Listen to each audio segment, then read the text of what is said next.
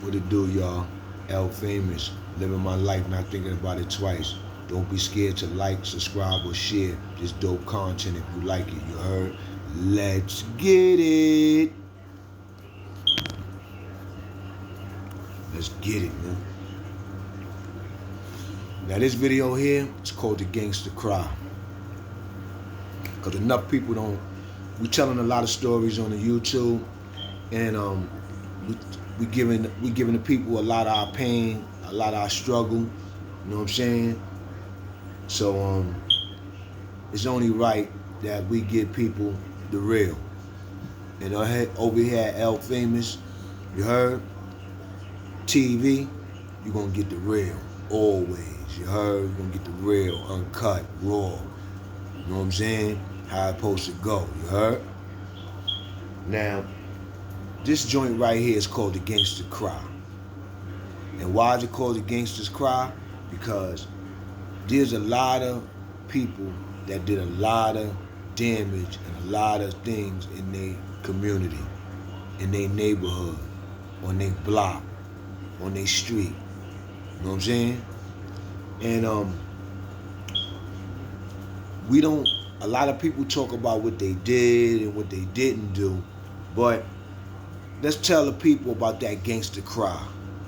That gangster cry. And you don't get one gangster cry.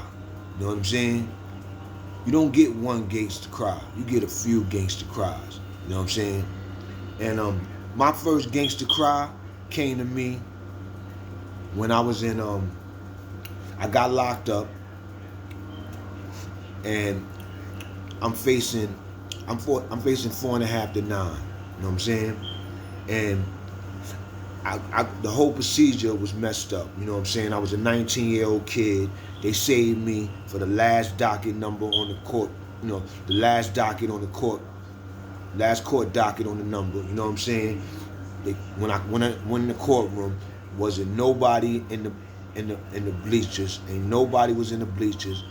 The only people that was in the courtroom was the lawyers, the DAs, the court officers, the judge, and the stenographer. And I was the only, if you really looked at it, I was the only oddball in the room. You know what I'm saying? It was nobody else in the room at the time when I was copping out to my case. You know what I'm saying? And they saved me for the last. They probably knew I was going to cop out because my lawyer had talked to me prior and knew that I was willing to cop out to a 3 to 6. You know what I'm saying? He told me, now look how they played me. The lawyer said, I'm going to get you a 3 to 6, right? I talked to the DA. We talked about a 3 to 6. I said, I'll cop out to a 3 to 6 because I knew 3 to 6 could get me shot. So when I got in the courtroom, they saved me for the last person on the docket. I walked in the courtroom. There's nobody in the bleachers. The only people that's in the courtroom is the people that's against me. Everybody that was in the courtroom was against me. You know what I'm saying? The COs is escorting me out in the courtroom. The court officers are escorting me out in the courtroom. The stenographers are not even looking at me because I'm a criminal and this is their job. They used to this. You know what I'm saying? The DA got a nasty look on his face. My lawyer got a pathetic look on his face. And that's everybody in the courtroom. And the judge, he's looking down like this is nothing. You heard? Let's get this over with so I can go home. You know what I'm saying? And this dude start his time of misery for a couple of vials of crack. You heard? They'll send a dude away 4 to 8 years. You heard? For a couple of vials of crack. You know what I'm saying? That's what they was doing in the Giuliani Pataki era to us. You know what I'm saying? I got caught up in the Giuliani Pataki era where Giuliani cleared the streets of New York for every crime under the sun. He was getting dudes for jaywalking. He was getting dudes for pissing. He was locking you up for pissing in the street. He was locking you up for hanging in the building, loitering in front of the building. Everything was getting you locked up, getting you, and you get locked up for that petty stuff. 9 times out of 10, you're not gonna go to court for it. You're gonna get a warrant for it. So you're gonna get jammed up for it down the line. So the police is gonna get overtime with you for jammed up for a warrant. You understand what I'm saying? So they had the system rigged. You know what I'm saying? Cops was getting paid crazy overtime. Think about it, y'all. The cops was getting paid crazy overtime. Pataki was upstate waiting for dudes like a football. They was throwing dudes up north like a football, giving dudes football numbers, you know what I'm saying? And Pataki was catching dudes, you know what I'm saying? And the little bit of dudes that he had up there, he wasn't even letting out. They had the parole system rigged. You wasn't going home. I don't care what you had. You heard? 80%, 85 to 90% of the people that went to the board got hit. You know what I'm saying? The only people that got let go was people that was going home anyway. You heard? People that was going home that had them soft charges. You heard? You know what I'm saying? First time offenders up north type dudes. They was letting those dudes go. You know what I'm saying? It was a setup. You know what I'm saying? But everybody else was getting hit. They would hit you with 2 years and they knew you wasn't even going to do 2 years. They'll still hit you with 2. That's how they didn't care about life. They didn't care about your life. They didn't care about you getting a chance to go home and getting a job and being with your family and doing it all over again and being a productive citizen in life. They wasn't trying to hear it. It was a system going on. You heard? It wasn't about rehabilitation like they claim. You know what I'm saying? So now back to they had me up in the joint, feeling sad. I'm feeling like a runaway slave. You know what I'm saying? They throwing all these. So now the DA go, the judge come out of nowhere and go, is it an offer for this case? And I remember the DA saying, yeah, the offer's a 4 to 8. So my lawyer was like, Judge, can I say something? I talked to the DA before this, and we talked about a 3 to 6 and this and that. So the DA started looking at his notes, and he was like, nah, the offer's a 4 to 8. You know what I'm saying? So I was trying to get a 3 to 6 so I could get shot. So my lawyer looked over to me and said, it's an offer to 4 to 8. I said, nah, you told me you could give me 3 to 6. I'm trying to get 3 to 6. So he was like, my client is willing to cop out to it. So he said, hold on, can I approach the bench, Your Honor? They approached the bench, they had their small talk, the next thing you know, they came up the bench. They was like, yo, the judge was like, I'm allowed both of y'all to go in the room and call the head DA to see if y'all could negotiate a 3 to 6. So boom. So they went in the room, I'm watching them, the doors open, they get on the phone, they call the head DA at over there, Robert Johnson, I guess, over there at the head office or whatever. They call him, and then next thing you know, I see them get off the phone, and then they come back, and the DA go, the offer still stand. It's a 4 to 8. You heard? Not a 3 to 6. It's a 4 to 8. You heard? So y'all had to be there, man. Like overwhelming of emotion just came over me when I realized that they wasn't going to give me what I wanted. You heard? To get out of jail quicker. You know what I'm saying? So they was forcing me to take this 4 to 8. You know what I'm saying? And every time I went to court, it was different. One time I went to court, it was a 4.5 to 9. Next time I went to court, it was a 3 to 9. Next time I went to court, it was a 4 to 8. Next time I went to court, it was a 3 to 6. Next time I went to court, it was back to a 4.5 to 9. Next time I went to court, this time I went to court, it was a 4 to 8. So it's playing with my life. You know what I'm saying? I don't know what I'm going about to do. I just know that, and I'm listening to jailhouse lawyers and dudes telling me, yo, get the 3 to 6, go to shock. Yo, that ain't nothing. You got non-violent. You're going to get work release. But at this time, work release, all that stuff is dead. You know what I'm saying? So boom, I wanted, like I said, a stroke of emotion just went over me. I felt like a runaway slave. I felt like a nigga. I felt like Roots. I just felt bad for myself. You know what I'm saying? So I took responsibility for what I did. I said, give me the 4 to 8. You know what I'm saying? Give me the 4 to 8.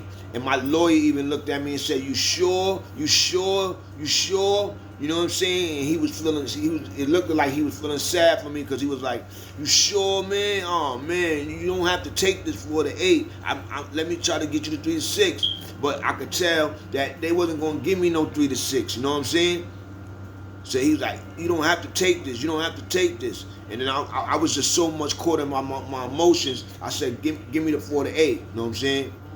So the judge gave me the 4 to 8 or whatever. Boom, boom, boom. Then next thing you know, I went back to the holding cell. They sent me back to the island. And I remember when I came in the island, one of my dudes was like, yo, you copped out? I said, yeah, I copped out. He said, what you copped out to? I said, a 4 to 8. He said, what you doing cop out to a 4 to 8 for? You could have got a 2 to 4, man. You know what I'm saying? So you got shock and all that. I was like, nah, they wasn't trying to give me a 2 to 4 with my record.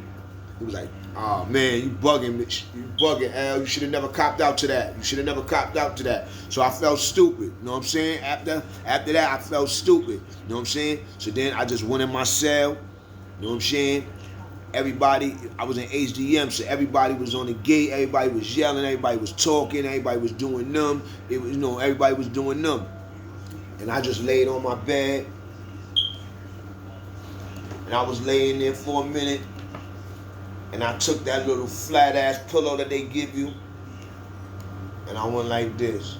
I put it over my face. Put it over my face like this, y'all. And I said, and I just started crying. You heard? Cause my world, everything that I've done as far as like criminally started to flash before my eyes. You know what I'm saying? Remember that movie Tales from the Hood when the dude was killing dudes and the dude had the dude in jail and they was flashing all the people he killed in front of him. That was an ill thing. I think that should happen to all killers. You heard? They need to flash. They need to be haunted by the people they killed. You know what I'm saying? They need to be haunted by the people they killed, especially if you did it on some bullshit. You heard?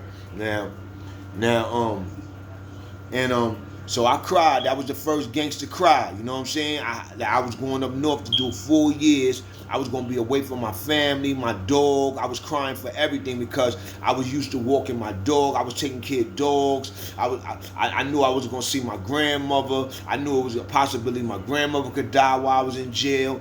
All of that. You know what I'm saying? I didn't have no kids. You know what I'm saying? I was crying because I didn't really have no girl. You know what I'm saying? I really didn't have nothing. You know what I'm saying?